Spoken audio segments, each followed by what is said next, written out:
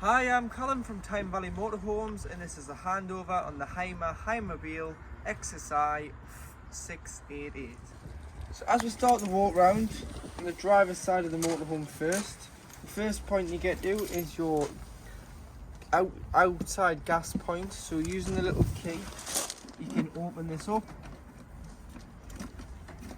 lift it up, and you've got your outside gas point. So this uses a bottle that you've put on board the vehicle instead of carrying a spare for your outside barbecue. Connect through here and then turn it on and off when you're finished with it. Next to it, using your habitation key, which is this key here, you've got your cassette loo. So that clips up there. To get the cassette out, it'll obviously indicate when it is full. And then you just lift the handle and slide the cassette out. You can either carry it or you can wheel it to your waste disposal point, which is normally beside your toilet block on site. And then to empty, remove the grey cap, press the orange button and tip the contents of the cassette out. Once you've done that, if you do, just put some water in, give it a rinse and tip out again before going in with a cap full, which is 120ml of chemical, which can either be blue or green, into the cassette, and then it's good to go back into the van and be used. You've also got your wastewater pipe here. So this is anything that you've put down the plug hole, goes into a separate tank, and you can drain that off when you leave site. No need travelling around with the added weight of wastewater because it's dirty anyway. And in the winter, make sure that this point is fully drained off, because you don't want the water to freeze in the colder temperatures and cause damage to the tank when the water freezes. If you're hooking the vehicle up at home for charging or you're on a site, this is your main hookup point. So you get your hookup lead, you lift the collar, slide the hookup lead onto the vehicle first, then onto the power source, and do it in reverse order when unhooking, so that there is no chance that you're walking around with a live lead in your hand that could potentially cause injury. To fill the vehicle with water, this is your freshwater point. So again, with a habitation key, this is a lockable cap.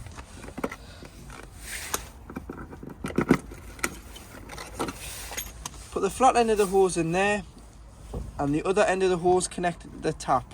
It's mainly just a brass tap on site, so you will have to carry a few different hose fittings to fit different taps that you'll find on different sites.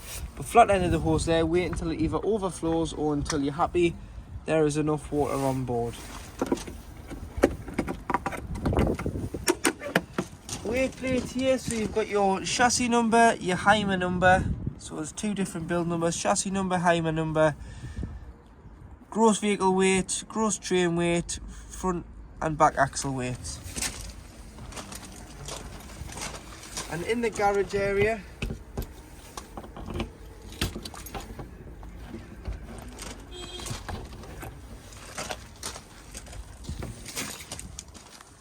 you do have your toolkit, your owner winding handle, your carpets and your spare wheel. 450 kilograms in the garage payload. You've got tethering points there and there, and you do have your gas locker, which I'll show you more on the other side of the vehicle. On the back of the vehicle, you've got your high level brake light, your reversing camera, your rear view monitor camera,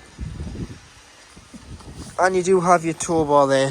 So your tow bar is nice and secure on the back of the vehicle, as it is a detachable with 13-pin electrics. And to get it off, you just remove the cover. There's a red button that you need to slide down on this side, but you need to hold the back as well. Slide it down to pull the tow bar off, slide it down, and it'll mean that you can put the tow bar back on.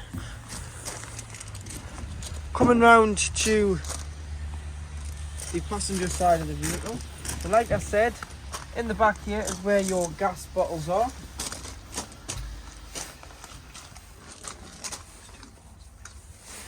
So you do have your bottle there. Once you put your bottle on, you do need to tie the bottle into place. But to connect it with the pigtail, which is known as this orange pipe, it's left hand thread, so it's left to tighten, right to loosen, hand tighten, nip it with a spanner, turn the cylinder on, press this button in for approximately 5 seconds, just allow the gas in. If the gas still isn't coming through, there's a crash valve on the actual regulator, which is this green button. Press that in for 5 seconds, and then once one bottle does become empty, you can disconnect your pigtail and connect it to your spare, and turn the cylinder off when you travel, and always make sure it's strapped in. You've also got this Hoover pipe, which is a waste extension pipe. So if you can't get as close to the waste gully as you expect, pop this in on the waste on the vehicle behind the back driver's wheel, and it'll mean that you get an extra 2 meters of hose to allow your waste to be disposed of. And then you do have your 2 Dometic fridge vents. Your heating works on gas and electric, but when on gas, this is your flue, so just make sure that's always obstruction free, so all the air can circulate out of the flue. In here you do have your boiler drain down valve, so it tells you there how to open and close it. But this is what's called the anti-frost valve.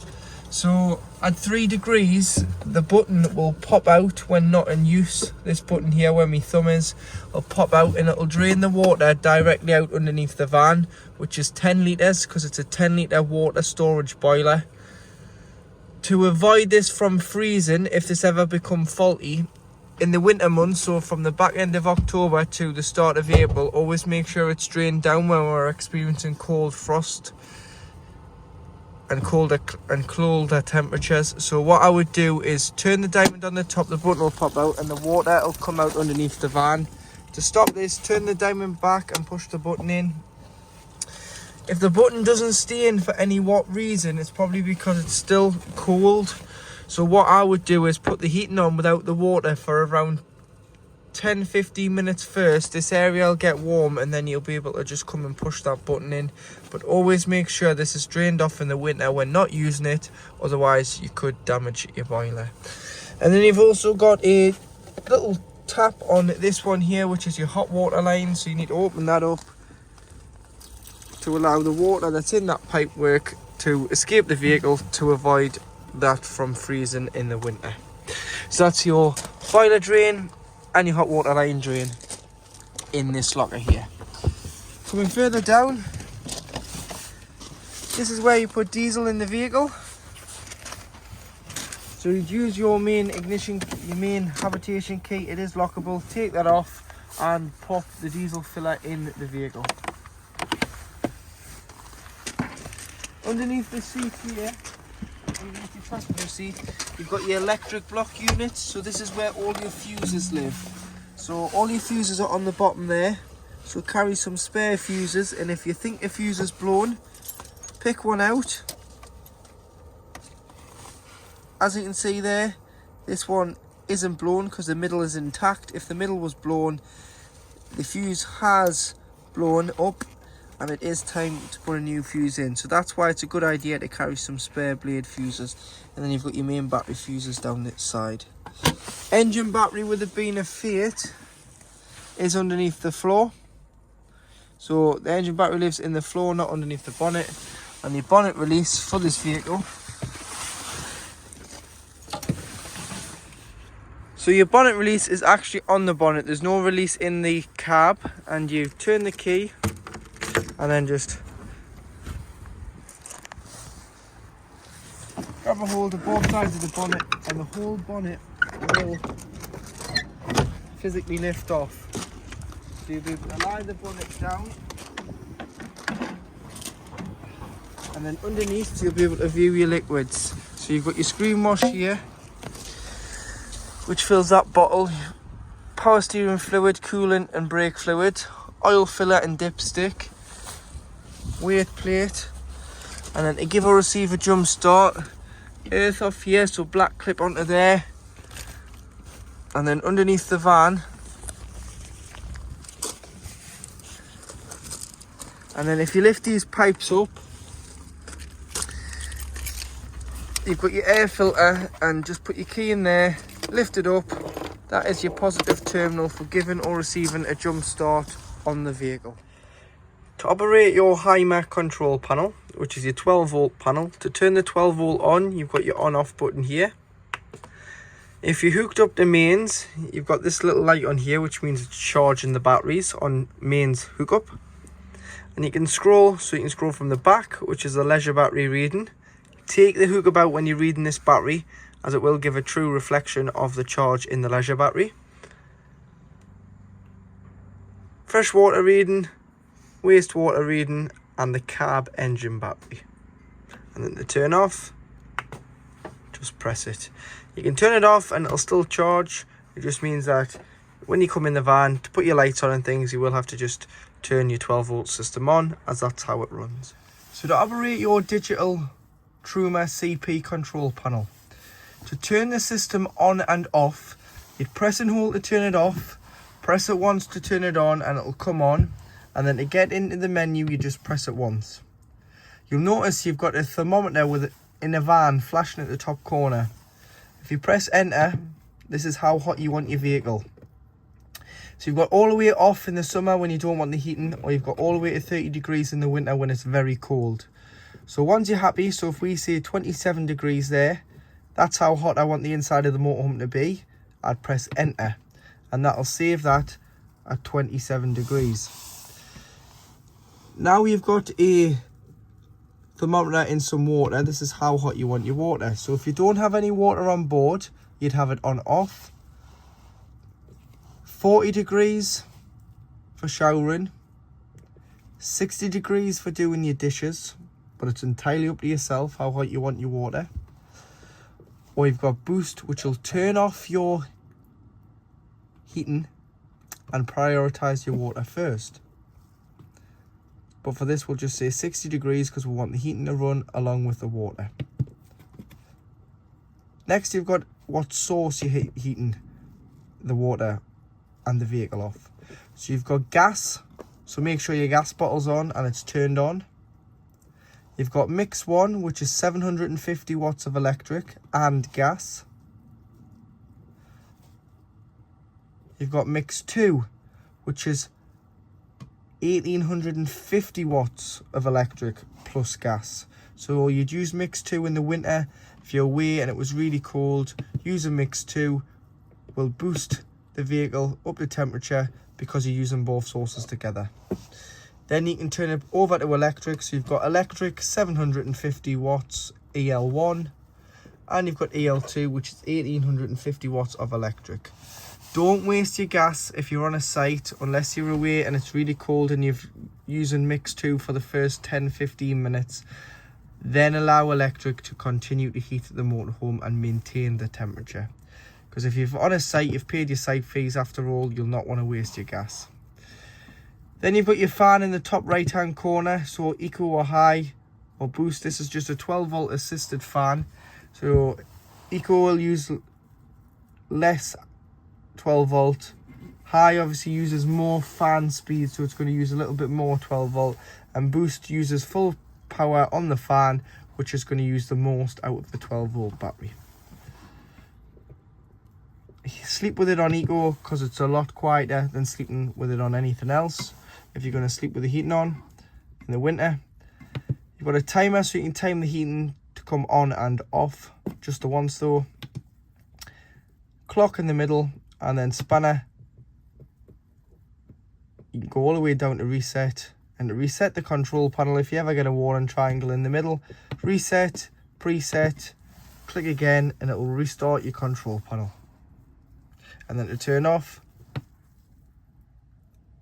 press and hold, and it'll say off, and it'll completely turn itself off. So in the kitchen area, you've got a 3 gas burner with ignition. There's one lit.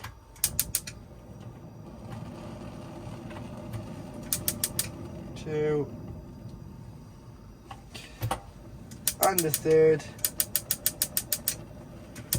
Lit there. So All gas burners are working as they should. Allow them to cool down before you put the glass lid down, otherwise there is a chance that you can shatter the glass.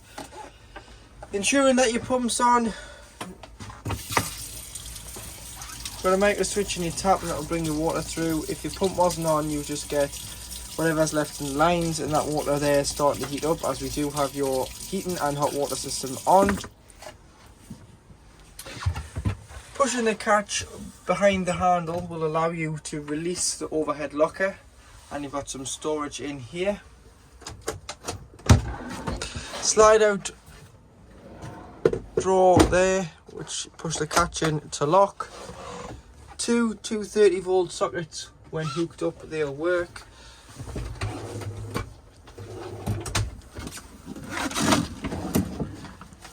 Bin, kitchen light and another 230 volt socket. Slide out drawer, and then you've got your slide out cutlery tray above with three gas isolation taps even. So any problems with gas, isolate the bottle to be safe, but you do have your hob, your heating and hot water boiler and your fridge. So if you wanted to isolate them, you just turn them the other way and that's isolated. They're on. That's on.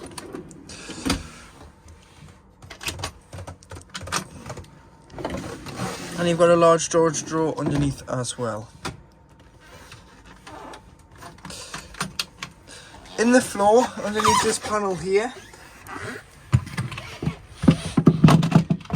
you've got your waste valve. So to open the waste, you've got to come through the floor, and that's closed. That's open. So when you drive over that tap or that grid on the way out of the site, crank your tap open here and drain off the water, because you don't want to be travelling with the added weight of dirty water, because once it's dirty you can't do anything with it. So get rid of it, because it's going to consume more fuel and it's going to increase or decrease what you can put on board with your payload. And that is your dirty water tank under there. At the back of the van, you've got your two single beds.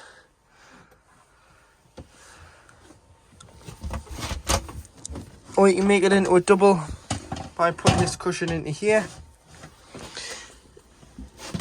Your trip switch, your trips for mains electric are at the back there.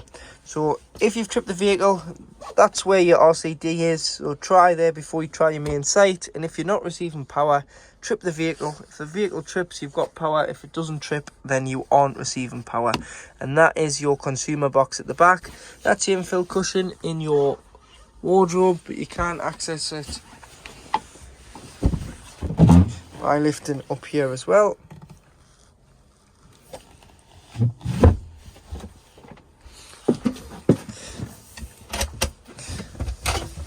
This side you do have shelves, storage in the step, and underneath this hatch on the first step is your freshwater drain valve. So your freshwater tank, this here is your valve to drain it off, so you just turn that. So you can turn it 3/4 of the way and it will allow all the water out bar 20 litres and keep 20 litres in, which is kind of like a travel mode, so that you can still use your own toilet, still have a cup of tea if you're on a longer journey and you've got a little bit of water to see you until you get to the site.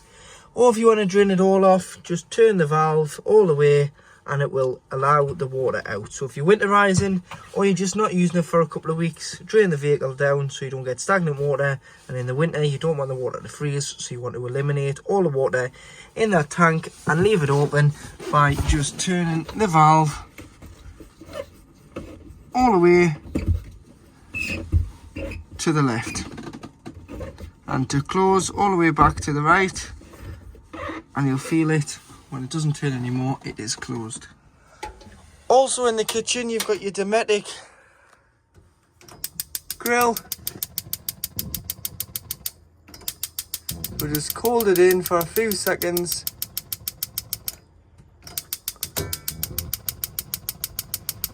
Allow the thermocouple to get warm and then release, and the gas will stay lit on the grill. And underneath you've got your oven at the back. So to operate your Dometic freezer and fridge, the main control panel is through the middle of the fridge. So open both doors and you'll be able to access this. Press and hold the on off button, turn it off when you're storing a vehicle, and when you come to use it or pre-chill it, turn the fridge on. A stands for automatic energy selection, so the brain of the fridge picks the best source available to the motorhome, and it will always prioritise mains electric when you're hooked up. So at the moment we're hooked up but we've got gas on. It's prioritised mains, so it's going to act as a mains household fridge on 230 volt. However, if I was to unhook the van, it would switch over to gas and self-ignite, and then if I was to start the vehicle's engine, it would switch over to battery. So the battery isn't off the leisure battery, it's off the engine when the engine's running, and it's only designed to maintain the temperature that it was set at before.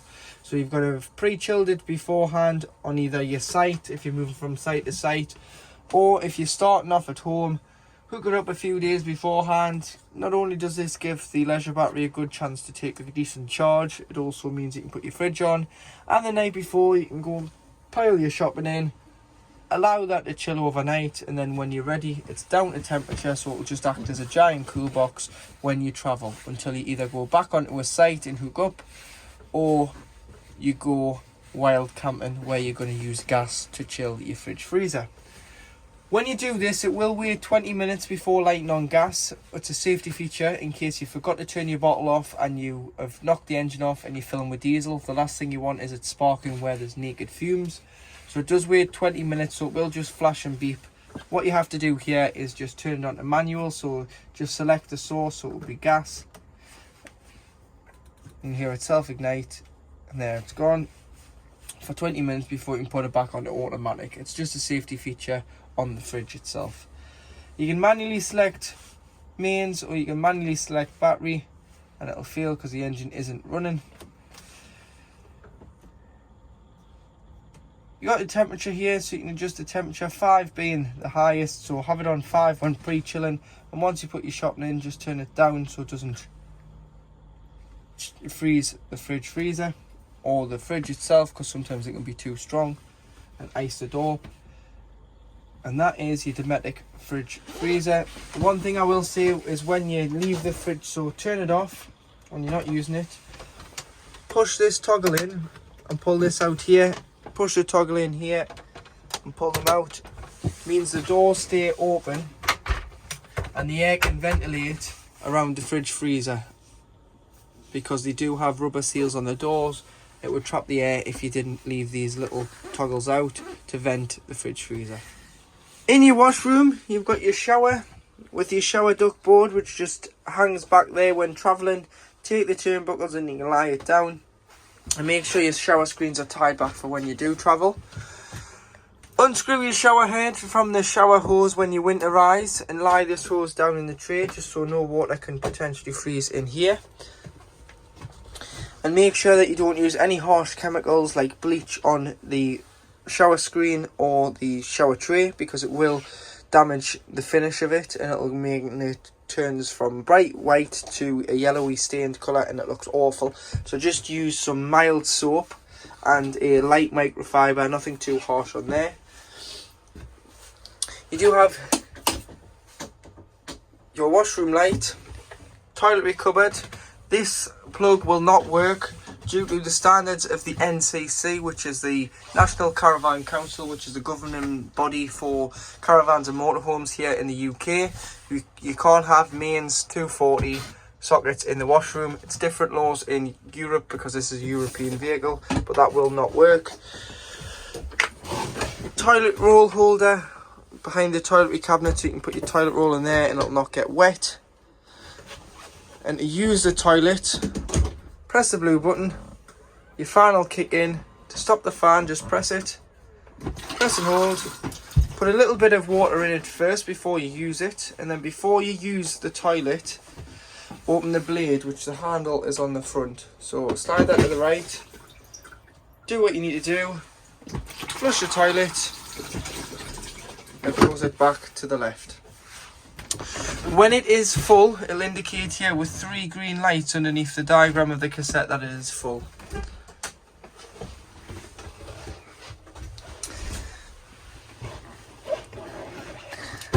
And underneath this hatches is just a service point for your pipes should you have problems with your heating system. So that's just a jointed pipe that circulates down the back of the van. We do have a heating duct there, so shut the door. In here, get lovely and warm when you do have your heating on.